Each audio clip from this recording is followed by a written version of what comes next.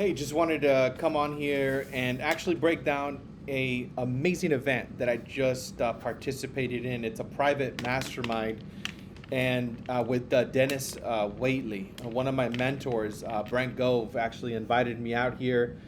And I know I've said this in the past, and it's really all about being in the right room, right? I really believe that being in the right room has elevated my life. I mean, if I can really look back and to see what has made the biggest contribution in my life is really surrounding myself with the right people, and also being in the right rooms. And just today is day one, and we had the opportunity to listen again to Denis Waitley, Brent Gove, a couple of other extraordinary people, small mastermind with 20 people. And I literally took about 10 pages of notes. And I just wanted to share, that's the intention of this video. I wanted to share what I was taking away. And if you haven't researched Denis Waitley, I would definitely encourage you to check out his work. He's been around for a long, long time. He's best known for his books, The Psychology of Winning, Empires of the Mind, Seeds of Greatness. That's a really great book. The New Dynamics of Winning, Being the Best, The Winning's Edge, and The Power of Goals. Those are just a couple of his books. And some of his most famous quotes are, "Success is almost totally dependent upon drive and persistence. The extra energy required to make another effort or try another approach is the secret of winning." Another one is, "The greatest gift you can give your children are the roots of responsibility and the wings of independence." Those were some of the quotes that we were going over. And the really cool thing is that he's now 90 years old, right? And he's known presidents like Ronald Reagan and Nightingale and Wayne Dyer, and literally was friends with these guys. And the really humbling thing that I saw, this man is 90 years old now, and he's had a very full life, very fulfilling. He has a beautiful family. He's been able to write books, speak on stages, and he was really honing in on time and how we're investing our time every single day. And he also brought up a very interesting perspective, and he said that you only get old once, and it all happens all in one moment. And he was talking about some of the health things that he was going through these last couple of years, right now, to the point where he can't even, in this moment, can't eat food. He can only drink food, and they even installed a tube. I mean, he went through throat cancer. But what I admire most about Denis Waitley is his psychology, right? He's living his principles that he's created his entire life. And at 90 years old, it really gave me a lot of inspiration to say, you know what, man, this is really a great way. If at 90 years old, I would like to look back on my life and be the kind of contributor that this man is. And he's made such a tremendous impact to humanity in a huge way. And just him sharing about, all of his recent, trials and tribulations that he's been through, and then looking at his psychology and how he's been able to perform and also be extremely positive and uplifting, right? Always focusing his energy into what he can control and how he interprets everything. That was just game changer. And the other thing that I wrote down here is that he's very, very in tune with the moment. And he said that every moment is exquisite. And that's what he was relating to time, and I think that because the way that the world is moving, it's moving really quickly, and we're being constantly distracted by devices and media and a lot of different things, our perception of time is very skewed, right? It's not connected to reality in a big way, and we kind of pretend like, hey, we're going to live forever, but in fact of the matter is that we know nothing is guaranteed. So he really described time in such a beautiful way and really helped to get in tune with the moment and get in tune with reality, and focusing on like what the magic is, right? And listening to his wisdom. He said that he wouldn't change his life for anything, right? He's lived a very fulfilled life. The only thing he would have wanted more of was to spend more time with his family. Time, right? Going back to time, spending more time with quality time with his family, because obviously you can't get those years back. And that was really eye opening. And he also shared a really interesting perspective about golf. And he said that golf it's a very psychological game, and it says you only play yourself in golf, right? Because it's a psychological game. It's you against you. And that was another big point, that I took away. And the other one, again with time, the purpose of life is the journey, right? That's the purpose of life. It's not the destination of wherever you're going to get to. It's the journey, right? It's every single day, every interaction, every single second, every single minute. That's life, and that's what we really need to get in tune with to maximize the most that we possibly can out of every single moment. A quote also that he lives by: life is a perception to the eye of the beholder. That was really powerful as well, right? Because he said that everything that happens to us, it's the way that we perceive it, right? Everything that comes our way is the way we perceive it, how we react.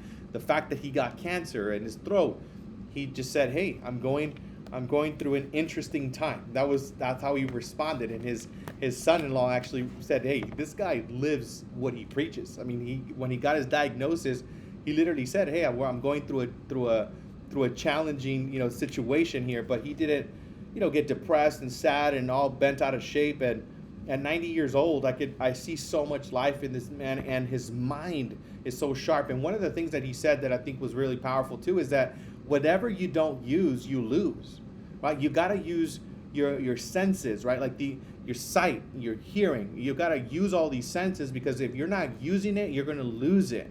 And the way that he's been able to keep himself sharp at 90 years old, 90 years of age, and how he kept his mind so sharp is because he constantly exercises his mind, right? Always putting forward the focus and the energy and the attention to create his reality and take full responsibility for it. And this was another interesting concept of time, right? Christmas, if you ask a kid, like, oh, how long is it going to be for Christmas? For them, it seems like it's 10 years before you get to Christmas, right? Because you, as a kid, you want Christmas, you want all the presents, and time has a texture that, as a kid, like, man, Christmas is like so far out. As a 90-year-old man, what he said is that Christmas comes because of the perception of how he sees life and time. He said for him, it seems like it's only like 6 days. He said the time is moving extremely fast, again, because he's in tune to what is happening. And let me see. This was really interesting as well. 1 billion years ago, we also had a second moon, which I had no idea we had a second moon. So over 1 billion years ago, this second moon actually kind of came out of orbit, and it crashed into our Earth, planet Earth, right? And that hit, as soon as it hit the Earth, it basically brought whatever it needed to create our life here on this planet, and also because of the impact created a wobble, which therefore created waves and also created time. So I thought that was extremely powerful, and just wanted to share that. And before you go to bed, this was another great principle. Before you go to bed, before you wake up, he said never go to bed angry, never go to bed upset, and go to bed and wake up early in the morning or whenever you choose to, and start with gratitude and end your day with gratitude. And always, if you have a significant other, telling them you love them, you appreciate them, because you really don't know. You really don't know what's going to happen tomorrow. And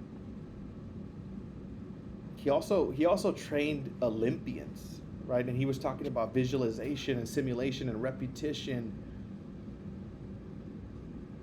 Talked a little bit about music. And this is actually pointed to practice, which is something that we as realtors should focus on, right? When we practice our scripts and we role play. He said, if you don't do it right in drill, you will do it right in life, right? So it means like prepare. prepare for what you're going to do. If you're going to present, if you're going to work with clients, if you whatever it is you're working on as a project, make sure you prepare, because whatever you prepare on drill, that means you're going to knock it out of the park. He talked about neurofeedback, neuroplasticity.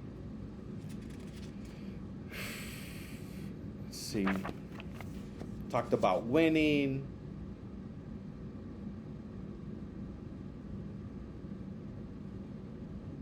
This was really interesting as well. He said that if somebody asked you about, talked a little bit about religion, right? Your religious beliefs, and he talked about the fact that you could say to the person and ask you about religion and say, come live with me for a month and observe how I live, right? Because no matter what religion you are, right, there's certain principles that each religion has. So the point of each religion is to basically follow the principles, right? You follow Jesus. Jesus lived a certain way, and he was forgiving. He forgave everybody and everything. So really, when you talk about religion, or you talk about just living in life, it's not about what you say.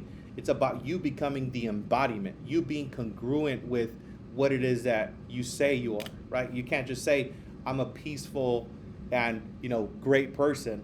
How are you actually living your life? How are you actually interacting with other people?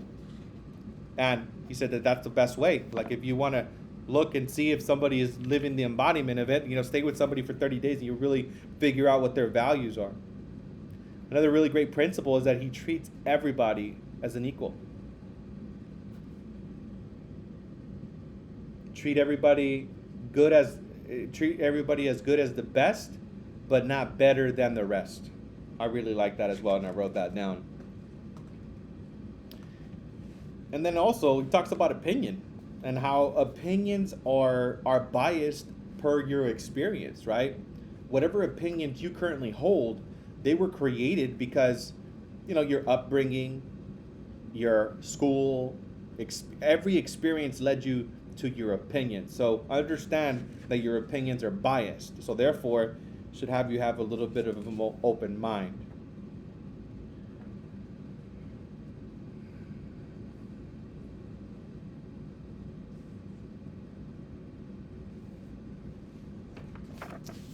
There's a lot more stuff here, but recommended a book which I'm pretty sure a lot of you have read, or if you haven't, Og Mandino, The Greatest Salesman, one of his favorite books.